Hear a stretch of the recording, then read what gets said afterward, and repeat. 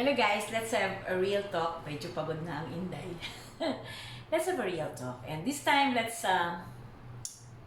topic natin. Let's, let's talk about judgment. Judging others. Siguro yun yung title. Judging others. Judge. Do we have the right to judge? You know, if there's one thing that my mother taught me and I vividly recall, and she always stresses that on us, is that we should never judge anyone. That's something that I would carry until my last breath, because I think that's the epitome of a good adage or learning or virtue, to never judge anyone.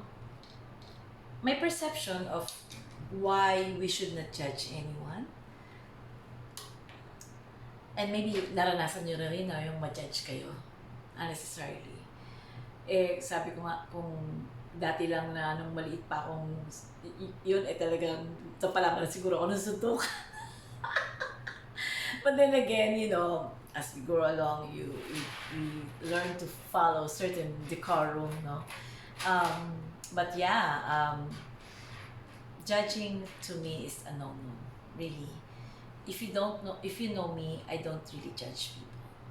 Regardless, mayaman, mahirap, maganda, whatever, hindi ako talaga nag-judge. I observe, yes, but I don't judge. I look, yes, I stare, yes, but I don't judge. I listen, yes, but I don't judge. If at all, siguro i-correct ko lang, like for example, kung yung kausap ko pwede namang i-correct, no? Pero, hindi talaga ako nag-judge. You cannot expect that from me, in as much as that's a pet peeve for me. I hate people who judge. Sorry for the term hate. I don't like them. Okay. So bakit ayoko na ma-judge, or bakit hindi ko ugaling why in my opinion, we should never judge people, okay? Number one is, hindi naman natin alam pinagdadaanan nila. Hindi naman natin alam yung background nila. Hindi naman natin alam kung ano punot ugat ng mga pangyayari. Hindi natin alam yung buong istorya. So bakit tayo mag-judge? Hindi ko mag-gets. Sometimes we tend to, do some conclusion based on the last performance or last act, or yung kung ano lang yung nakita natin sa malinaw nating mata, or kung ano lang yung narinig natin. Hindi naman natin narinig yung buong istorya, di ba? Lack of information, di ba? So, that's one reason why I think we should not judge. We don't know the whole story. Okay? Number two is, what if a person commits a mistake but he or she is willing to change? Don't you have that room in your heart to forgive and to give a second chance? Di ba? Because sometimes, in a matter of we judge a person, there's no room for reform or to rectify whatever errors he or she did, di ba? And that's bad. If one does not have an opportunity to change him or herself, what happens in the society, di ba? No one is perfect anyway, right? So yun, wala siyang pagkakataon na magbago kung nag-judge ka agad natin. Na stereotype ba? Diba? Okay, number three is, we are actually distinct and separate and different from each other. Even identical twins nga have differences . So kumbaga, ano naman ang karapatan natin na mag-judge? Iba-iba nga tayo ng paniniwala, iba-iba tayo ng gusto, iba-iba tayo ng, di ba? Iba-iba tayo ng inclinations, iba-iba tayo ng talent, iba-iba tayo ng fino-focus, di ba? Dun nga yun nga, hindi ko pa nadidiscuss yun, yung, there are different approaches of love, the 5 languages. So parang ganun din yun. We have different attributes and we have different liking, di ba? Kaya nga nung high school, meron tayong parang autograph. Because we want to express that we're different from one another. Like for example, myself, I want traveling, I want music, I want dancing, I want reading books. If I have the time, I have reading books, I want making, ano yung, magkulikot pa sa bahay ba? Yan, ganyan. I want doing some uh, cuttings, mag-paste ng mga, gawa ng scrapbook. Nako, gusto ko yan. But then other people might not like that, di ba? So, ano ang lesson ko doon? Di, respetuhan na lang. Yun ang gusto ko gusto ko mag-travel. Tsaka hindi ko naman inuutang sa inyo ang aking travel.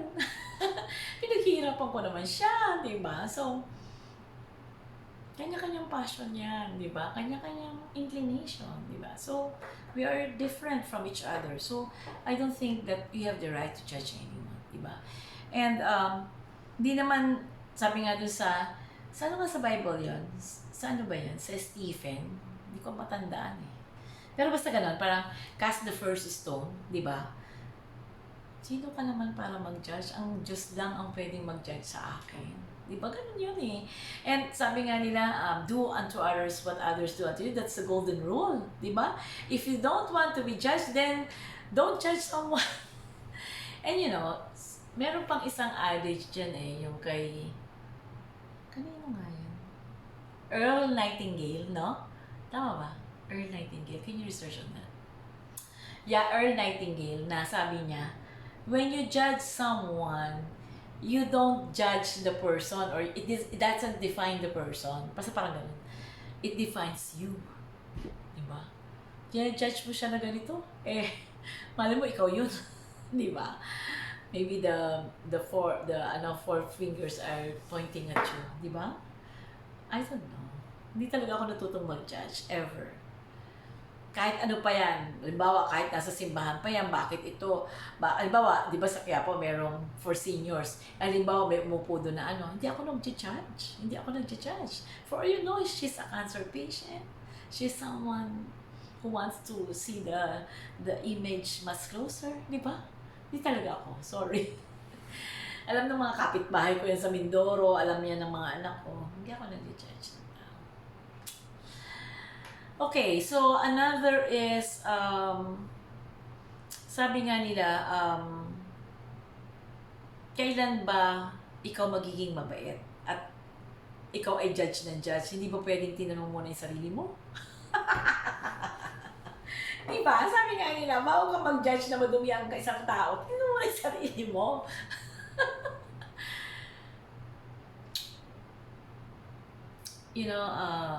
The key to happiness, if I would say, is gratitude and never judge anyone. Kasi, yun nga, yung katulad na sinabi ni Earl Nightingale, baka bumalik sa'yo yung sinasabi mo. Di ba? Recently, I've been, that's the reason why my topic is like this, is recently it seems that I'm being judged. Di ba? I'm being judged for this and that and all that. Mahirap kasi namang sumagot kasi sa estado ko bilang isang professional at sa estado ko rin bilang may pinoprotektahan din kasi ako na family ko and my career and all that. So I'd rather, sabi nga nila, there's dignity in silence. Pero I'm hurt. So,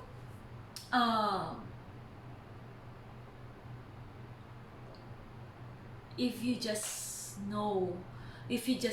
took time to fully know the person before you make an assumption, di ba? People, depende sa inyo, no? Depende sa inyo, okay. Meron tao na nag-a-act based on the dictates of the society, no? Meron namang tao na nag-a-act based sa kung ano yung ginagawa ng iba, di ba? Ako kasi, iba. Kakaiba talaga ako. I do whatever my heart dictates me to do. Whatever I think I could contribute to whatever is the teaching in the Bible. Like, for example, if I could lead someone to go back to faith, kahit pa, ano yan, gagawin ko yan. It depends talaga, no? But then again, what I'm just saying is, I've been judged a lot. I've been judged a lot of times in my life, and uh, the natural reaction, if you don't, if you're not someone who is learned and educated and professional, is that may kipagsuntukan ka. Or kumbaga, you take revenge, right? Pero I will not do that. Kaya nga ako, I'd rather share with you my thoughts on judging others. Don't judge others. Learn the whole story first. Don't make assumptions. Ask the questions. Tanungin niyo ako, di ba? Mahirap naman yung, di ba? Tapos after ka mag-judge, pag-uusapan ka na. Ay hindi naman, wala namang dong truth. Yeah, but anyway, sabi nga nila, brush it off, brush it off. Some people, life to me is an equilibrium of people who are fair and kind, and people who are not fair and judgmental and not so kind. So where are you on that?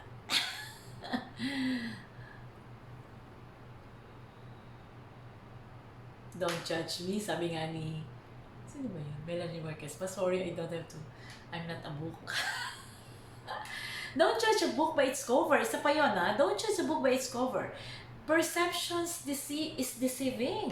The first impression is deceiving.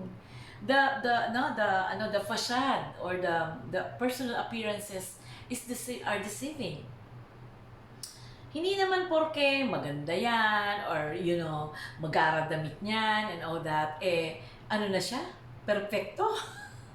Minsan nga, nakikita pa natin yung kabutihan ng iba sa taong simple at sa taong alam lang ang kautusan ng Diyos. So yun, I just want to relate to you that, and I want to share with you that, the pain of being judged, the pain of being, kasi no one has the right by any circumstance at all to judge a person. So I would like to conclude my video by saying that we are brothers and sisters in this world. Life is too short, and why did we focus on the good? Why do we are not perfect at all. No one is. And as such, we don't have the right to judge. We are different. We are not perfect. We are different. We have a different perceptions. We have different likings. We don't have the right. Definitely we don't. To me, whatever I do, I'm accountable to my Creator. I'm accountable to the people that would be affected by my actions, and I'm accountable to myself, because this is me. This is basically me. When whatever I do, I usually do some discerning and do some good calls, good judgment calls, diba? And the circumstances at the time might be different from the time you are judging me, right? Brush it off. To me, as long as you remain kind and remain you make a difference in someone's life. Ako yung lagi.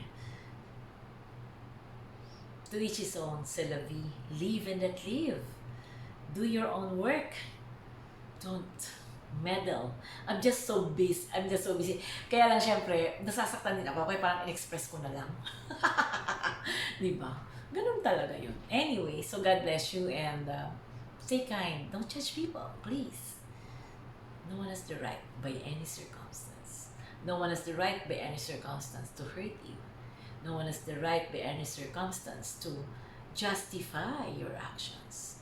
And in front of other people, you're only accountable to God. God bless you, and thank you for your friendship. Thank you for watching. God bless you. Mwah.